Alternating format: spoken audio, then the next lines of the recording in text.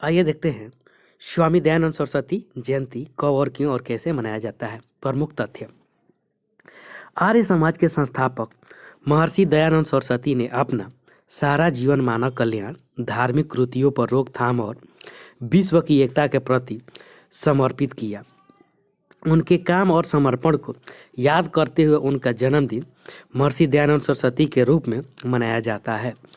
विश्व उद्धार के लिए किए गए उनके अमूल्य प्रयासों को आज भी याद किया जाता है। महर्षि दयानंद सरस्वती जयंती हिंदी में जन्म एवं तिथि।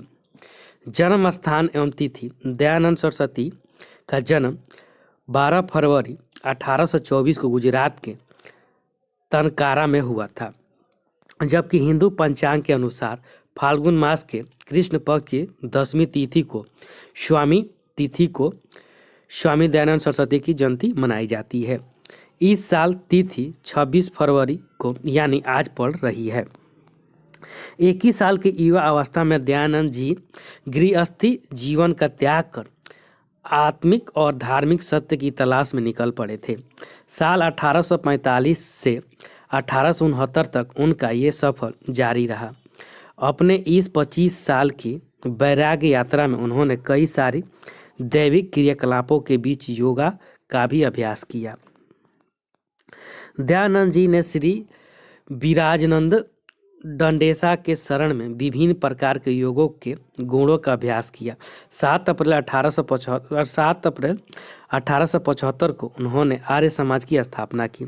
उनका मकसद सारे विश्व को एक साथ जोड़ना था। उन्होंने आर्य समाज के द्वारा 10 मूल्य सिद्धांतों पर चलने की सलाह दी। महर्षि दयानंद मूर्ति पूजा के सख्त खिलाफ थे। साथ ही वो धर्म की बनी बढ़ाई परंपराओं और मान्यताओं को नहीं मानते थे। उनके जीवन से जुड़ी कुछ बेहद रोचक बातें। बताया जाता है कि क्योंकि दयानंद सरस्वती का जन्म मूल नक्षत्र में हुआ था, इसी कारण उनके पिता ने उनका नाम मूल शंकर तिवारी रखा था। स्वामी दयानंद सरस्वती बचपन से ही बेहद मेधावी और होनहार बालक थे। महज 2 वर्ष की आयु में ही उन्होंने स्पष्ट और साफ रूप से गायत्री मंत्र का उच्चारण प्रारंभ कर दिया था।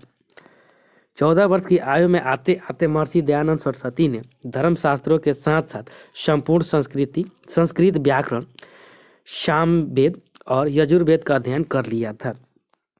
समय के साथ जैसे ही धार्मिक कर्मकांड से महर्षि दयानंद सरस्वती का विश्वास उठने लगा, तब उन्होंने मथुरा में स्वामी विरजानंद से शिक्षा लेने के बाद देश में फैले तरह तरह के पाखंड का खंडन करना शुरू कर दिया था। स्वामी विरजानंद ने ही महर्षि दयानंद सरस्वती को सरस्वती की उपाधि दी थी। अपने गुरु की आज्ञा और आशीर्वाद लेने के बाद महर्षि दयानंद सरस्वती देश भ्रमण पर निकल गए थे। महर्षि दयानंद सरस्वती ने 1875 में धर्म के सुधार के लिए आर्य समाज की स्थापना की थी और दुनिया को इसका महत्व बताया था। इसके अलावा उन्होंने अपने जीवन में कई तरह के सामाजिक और धार्मिक कृतियों के खिलाफ भी आवाज़ उठाई थी, जिसमें से प्रमुख जातिवाद और बाल विवाह था। वे विधवा विवाह के बड़े समर्थक थे।